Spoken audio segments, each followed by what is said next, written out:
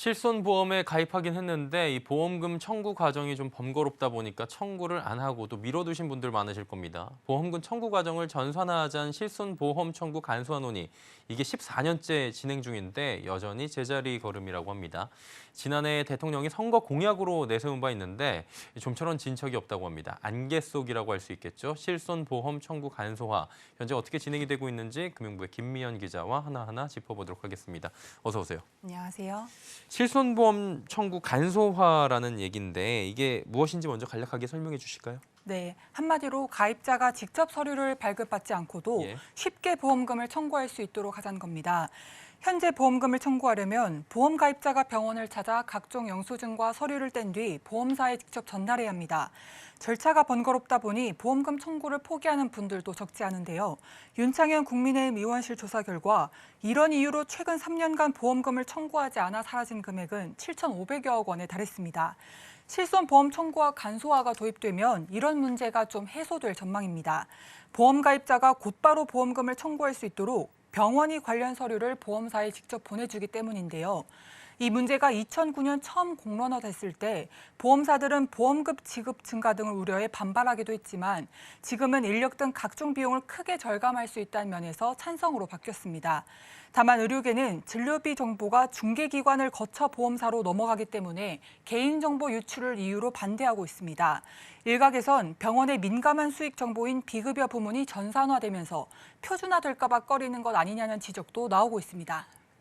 결국에 각계 이익을 놓고 지금 약간 다투는 형국으로 느껴질 수도 있을 것 같은데요. 어쨌거나 서비스가 도입이 된다면 보험 가입자들은 편의성이 높아질 수밖에 없을 것 같아요.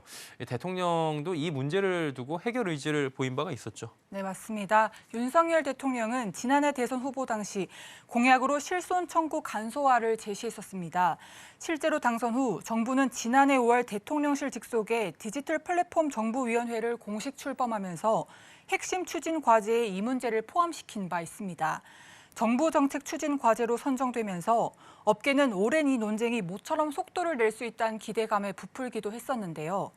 현재로선 정부 차원의 논의가 많이 보이진 않는 상태이지만 대통령 관심 과제로도 선정된 만큼 이르면 올 상반기에 관련해서 어떤 내용이 나올 수 있다는 관측도 업계에선 제기되고 있습니다. 예.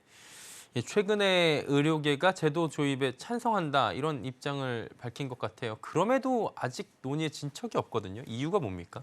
네, 가장 큰 이유는 의료 데이터를 받아 보험사에 넘길 중개기관 선정에 있어서 보험업계와 의료계 간의 견해 차이가 좁혀지지 않고 있기 때문인데요. 우선 보험업계는 중개기관으로 공공기관인 건강보험심사평가원, 즉 심평원이 돼야 한다는 입장입니다. 심평원은 현재 의료기관과 약국 모두에 시스템적으로 연결돼 있어서 비용과 신뢰성 등에서 가장 효율적이고 합리적이란 주장입니다. 반면 의료계는 중개기관을 민간 피테크 업체로 선정해야 한다고 주장하고 있습니다. 공공기관인 심평원을 중개기관으로 할 경우 보험금 청구가 강제화되면서 결국 소비자에게 보험료 인상 등의 피해가 전가될 거란 반박인데요. 이 때문에 각 의료기관별로 민간 피테크 업체를 선정해서 보험금 청구 여부를 가입자들이 선택할 수 있도록 해야 한다는 게 의료계의 주장입니다. 법안이 통과돼야 제도 도입에 물꼬가 틀 텐데 업계 간 견해 차이가 지금 워낙 크다 보니 올해 첫 국회 법안심사소위원회에도 이 법안은 올라가지 못했습니다. 또 심지어는 같은 의료계 내에서도 실손보험 청구 간소화를 아예 받아선 안 된다는 강경파가 존재하고 있어서 실손 청구의 길은 여전히 멀어 보입니다. 이게 줄다리기가 지금 길어지는 거거든요. 가장 큰 불편을 겪고 피해를 겪는 건 결국 보험 가입자들일 것 같아요. 올해는 좀 이게 해결이 될까요? 네, 해결되면 좋겠지만 그렇죠. 일단 양쪽 간 양보 의사가 없는 만큼 올해도 해결은 쉽지 않을 거란 전망이 많습니다. 제3의 중개기관을 선정하는 등 절충안을 찾는 것도 쉽지 않아 보이는데요. 일단 전문가들은 업계 모두가 우려하고 있는 개인정보 유출 및 남용과 관련해서 먼저 적절한 대응 방안을 마련하자고 조언하고 있습니다. 중개기관이 관련 정보를 저장하고 이용하지 못하도록 법률에 명시하고 또한 추후에도 이런 법률을 개정하지 않겠다는 취지의 선언이나 약속을 우선 해야 한다는 것입니다. 또 먼저 실손보험 청구 간소화에 대한 입법을 서두르고 난 뒤 이후에 소비자, 의료계, 보험업계, 각계 전문가들을 통해 합리적이고 실효성 있는 방안을 계속 마련해야 한다고 전문가들은 조언하고 있습니다. 예, 실손 청구 간소화에 대한 이야기 나눠봤습니다. 김미연 기자였습니다. 고맙습니다. 감사합니다.